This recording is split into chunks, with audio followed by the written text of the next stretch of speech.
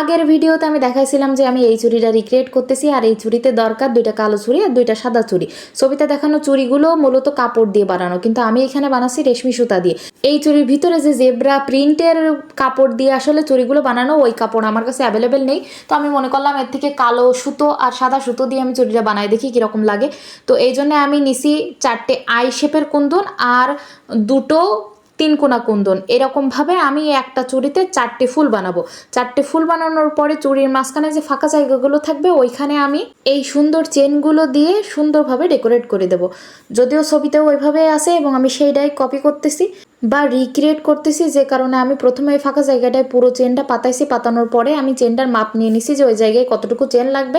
তারপর সেটা কেটে নিছি। কাটার পরবর্তীতে আমি সেইখানটায় আটা দিয়ে সুন্দরভাবে লাগাই নিছি এবং তার সাথে সাথে আমার 2টা কালো চুড়ি বানানো শেষ। পরবর্তী ভিডিওতে আমি সাদা চুড়ি 2টো বানাবো, তারপরে আমি দেখাবো যে এটার ফাইনাল লুক কেমন।